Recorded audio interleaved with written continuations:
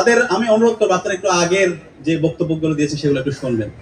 আপনাদের নেত্রী এবং আমরা যার জন্য সবসময় শ্রদ্ধার সাথে আমরা যাকে স্মরণ করি, বেগম খালেদা জিয়া, তিনি বলেছেন বাংলাদেশে যখন জনতার সরকার প্রতিষ্ঠিত হবে তখন এই ৭২-এর মুজিববাদী সংবিধানকে ছুড়ে ফেলে দেওয়া হবে। কথা শেষ করব, ডাকসুর উদ্যোগে আমরা সংস্কার ভাবনা শুরু করেছি।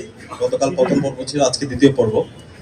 তো আমরা চেয়েছিলাম এই সংস্কার ভাবনাগুলোকে ইনক্লুসিভ করার জন্য, বিশেষ করে আজকের যে আয়োজন, সে আয়োজনটাকে একটু পার্টিসিপেটরি করার জন্য, একটা ডিবেট করার জন্য, সংস্কারের যারা পক্ষে আছে তাদেরকে নিয়ে আসা, একই সাথে যারা এখন সংস্কারের বিপক্ষে অবস্থান নিয়েছে, বিভিন্ন ধরনের সাংবিধানিক এবং বিভিন্ন ধরনের কাস্টমস নিয়মের কথা বলছে, তাদেরকে নিয়ে আসতে। যদি আরো বিশেষ করে বলি, বিএনপি পন্থী যারা আছে, এমপি, মন্ত্রী, একই সাথে হলো যারা বুদ্ধিজীবী, আমি প্রায় 13 থেকে 14 জনের সাথে যোগাযোগ করেছি বিএনপি।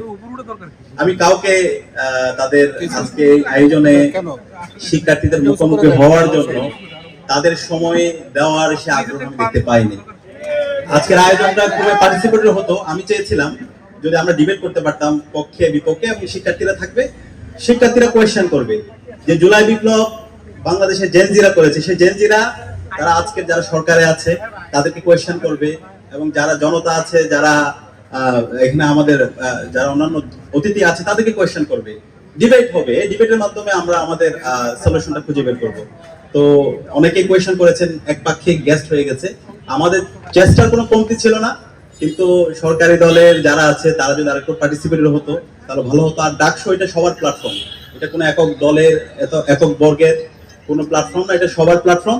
সে কারণে আমরা সবাইকে নিয়ে আসার চেষ্টা করেছি, কিন্তু আমরা ব্যর্থ হয়েছি। আমরা আশা করছি সামনে যে আয়োজনগুলো হবে আমাদের এটা সিরিজ চলতে থাকবে।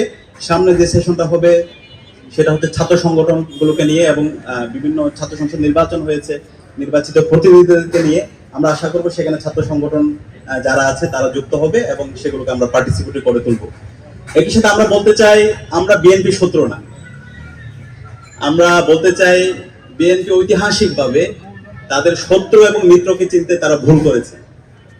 তারা তাদের শত্রুদের দ্বারা পরিচালিত হয়েছে, পরবর্তীতে পুরো দেশকে, পুরো জাতিকে সেটার জন্য কঠিন মূল্য দিতে হয়েছে। এবং আজকে আমরা দেখতে পাচ্ছি জুলাই বিপ্লব পরবর্তী বাংলাদেশে যে ঐতিহাসিক সুযোগ এসেছে, যে সংস্কারের, যে রাষ্ট্র প্রকল্পের, যে নতুন বাংলাদেশের, সেই বাংলাদেশ ব্যাহত হওয়ার মূল কারণ হচ্ছে আজকের যে বিএনপি তারা তাদের শত্রু দ্বারা পরিচালিত হচ্ছে। আজকের যে বিএনপি তারা আবার ভারতের প্রেসক্রিপশনে বাংলাদেশ রাষ্ট্র পরিচালনা করতে চায়, তারা আবার শিলংয়ের প্রেসক্রিপশনে বাংলাদেশ পরিচালনা করতে চায়, যেটা পুরো জাতিকে অনেক বেশি হতাশ করছে। তো আমরা বিএনপিকে অনুরোধ করবো, এখনো সময় আছে, আপনারা সংশোধন হন। আমরা চাই এই জুলাই বিপ্লবকে আপনারা ধারণ করবেন এবং এই জুলাই বিপ্লবের আকাঙ্ক্ষাকে ধারণ করে এই নতুন বাংলাদেশ বিনির্মাণ করবেন। এই শত্রুর প্রেসক্রিপশনে যদি আপনি পরিচালিত না হতেন তাহলে তো এই রাষ্ট্র সংস্কারের যে অধ্যাদেশগুলো আছে সেগুলো তো বাতিল করার কথা না।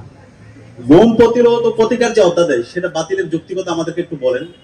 এখন পর্যন্ত বিএনপির ইলিয়াস আলী গুম অবস্থায় আছে, এখন পর্যন্ত সুমন ভাই গুম অবস্থায় আছে, অসংখ্য রাজনৈতিক নেতৃবৃন্দ তারা গুম অবস্থায় আছে। তাহলে যে রাজনৈতিক দলগুলো, সরকারি দল, বিরোধী দল, বর্তমান সংসদে যারা আছে সবাই গুমের ভিকটিম, তারা কিভাবে আবার নতুন ভাবে গুম প্রতিরোধ এবং প্রতিকার অধ্যাদেশ বাতিল করার সেই দুঃসাহস দেখাতে পারে? আমরা একই বিষয়ে দেখতে পাচ্ছি মানবাধিকার কমিশন অধ্যাদেশ বাতিলে তারা সুপারিশ করেছে। বিচার বিভাগের স্বাধীন করার জন্য এবং বিচার বিভাগকে শক্তিশালী করার জন্য যে বিচারক নিয়োগ প্রক্রিয়া এবং আলাদা সচিবালয় গঠনের যে অধ্যাদেশ, সেটা বাতিলের জন্য তারা সুপারিশ করেছে। সাংবিধানিক প্রতিষ্ঠানগুলোকে আরো শক্তিশালী করার জন্য যে অধ্যাদেশগুলো আছে সেগুলোকে বাতিলে তারা সুপারিশ করেছে। যে আন্দোলনটা, জুলাই বিপ্লবটা শুরু হয়েছে কোটা ব্যবস্থার উপর ভিত্তি করে, এই পিএসসি কে, পাবলিক যে পিএসসি আছে আমাদের সার্ভিস কমিশন, সেই কমিশনটাকে আরো শক্তিশালী করার জন্য সেই কমিশনকে আবার তারা দলীয়করণ করতে চায়। রাষ্ট্রের যত স্বাধীন প্রতিষ্ঠানগুলো আছে, দুদক থেকে শুরু করে, সেগুলোকে আবার তারা দলীয়করণ করতে চায়। তো সেই যদি আমরা হাসিনার স্ট্রাকচারে যদি ফিরে যাই তাহলে তো আমাদের এই এত মানুষের রক্ত, আমাদের এত ভাই বোনের রক্ত পুরোটাই বৃথা যাবে। সুতরাং আমরা জুলাইয়ের প্রজন্ম বেঁচে থাকতে এই বাংলাদেশ আমরা সেটা হতে দিব না। বাংলাদেশ গত 55 বছর জুড়ে আমরা একটা আনসিভিলাইজ স্ট্রাকচারের মধ্যে দিয়ে গিয়েছি। আমাদের যে 72 সংবিধান, সেই সংবিধান এই বাংলাদেশে আমাদের অধিকার হরণ করেছে। এবং আজকে আমাদের অবাক লাগে, আজকে বিএনপির যারা মন্ত্রীরা আছে, মির্জা ফখরুল থেকে শুরু করে, সালাউদ্দিন থেকে শুরু করে, এবং বড় গলায় যিনি কথা বলছেন পার্থ সাহেব, আমরা তাদের যখন আগের বক্তব্যগুলো দেখি এবং বর্তমান বক্তব্য যখন মিলাই, আমরা তাদের প্রতারণা রাজনীতি দেখতে পাই, আমরা তাদের দ্বিচারিতার রাজনীতি দেখতে পাই। তাদের আমি অনুরোধ করবো আপনারা একটু আগের যে বক্তব্যগুলো দিয়েছে সেগুলো একটু শুনবেন।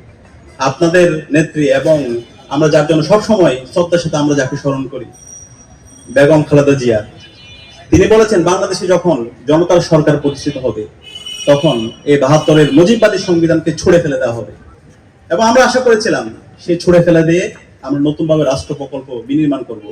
এবং সে সংস্কারের জন্য আপনারাও কথা বলেছেন, আপনাদের রাষ্ট্র সংস্কারের জন্য ৩১ দফা দিয়েছেন। সে ৩১ দফায় আপনারা প্রথম দফায় বলেছেন আপনারা সংবিধান সংস্কার কমিশন গঠন করবেন। কিন্তু আজকে নির্বাচিত 2/3 মেজরিটি পাওয়ার পরে আজকে আপনাদের কথার সুর, আপনাদের গলার সুর পরিবর্তন হয়ে গেছে। আপনারা সম্পূর্ণ দ্বিচারিতামূলক আচরণ করছেন। সুতরাং আমরা আপনাদেরকে অনুরোধ করব, এই শহীদদের সাথে আপনারা প্রতারণা করবেন না। যেই জমিনে শহীদদের রক্ত পড়েছে সেই জমিনে ইনসাফ বিজয় হবে ইনশাআল্লাহ। এবং যারা শহীদদের সাথে গাদ্দারি করবে, শহীদদের সাথে যারা প্রতারণা করবে, তারা ধুলোর সাথে তারা মিশে যাবে। আপনারা হাসিনা থেকে শিক্ষা নেন। এবং আপনাদেরকে আমরা এইটাও বলছি, আপনারা যদি হাসিনা হতে চান আপনারা হাসিনা হতে পারবেন না। সে হাসিনা হওয়ার যোগ্যতা আপনাদের নাই।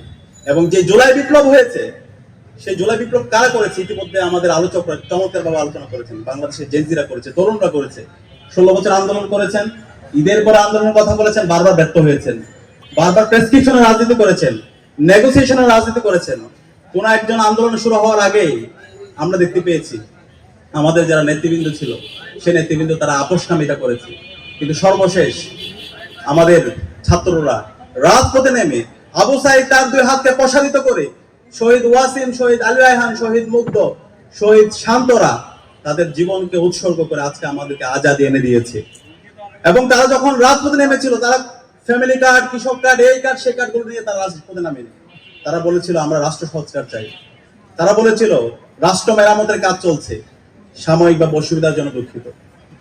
আজকে এই রাষ্ট্র মেরামতের জন্য, এই আমাদের রাষ্ট্রকে নতুনভাবে ঢেলে সাজানোর জন্য, ফেসিবাদী কাঠামোকে বিলুপ্ত করার জন্য যে জুলাই সনদ হয়েছে এবং জুলাই সনদে আপনারা ঐকমত্য হয়েছেন এবং আপনাদের প্রস্তাবের ভিত্তিতে গণভোট এবং গণভোট আগে হওয়ার জন্য আমরা প্রস্তাবনা দিয়েছিলাম, রাজনৈতিক দলগুলো প্রস্তাবনা দিয়েছিলেন।